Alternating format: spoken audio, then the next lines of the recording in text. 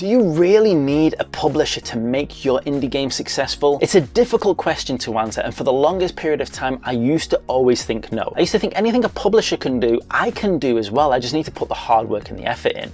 But it becomes so much more difficult than I realized. When I released my first game, Glow, everything was on my own back. All the publishing, all the marketing, everything was down to me. And Glow was not a success, certainly not on Steam. It got a few sales in there, and it was really nice to see people enjoying and playing the game. It even got a handful of really complimentary reviews.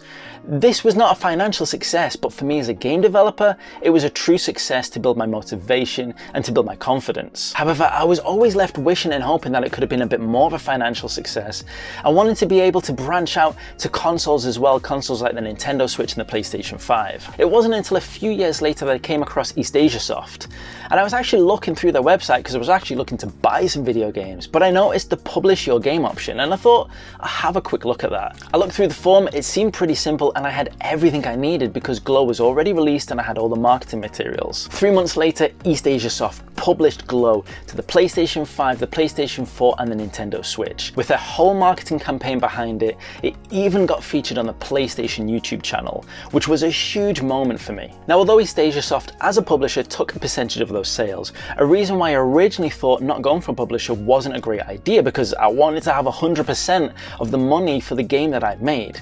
Even though they'd taken a percentage, I still made far more money publishing through EastAsiaSoft than I did trying to self-publish myself. Now, it's not impossible. There are some fantastic examples. The Last Tree by David Wheely is a fantastic example of how a solo developer managed to get their game on the Nintendo Switch, and taking each one of those steps from Steam to the Switch has helped him become a really successful game developer. And once his name is out there, you don't need a publisher as much, and the marketing can work for itself as he builds his community. However, those stories are few and far between, and sometimes getting your foot in the door with a publisher can be a fantastic idea, especially for a game that you've maybe already released and has kind of run its life cycle for the success that you can create for it. At that point, choosing to jump onto a publisher can be a fantastic idea and be able to actually give you a little bit more money to put into your future game development. If you'd asked me 4 years ago, should you go with a publisher, and I said, no way, do the work yourself and get 100% of the profits. But the reality is there's so many different publishers out there which all provide different kinds of options.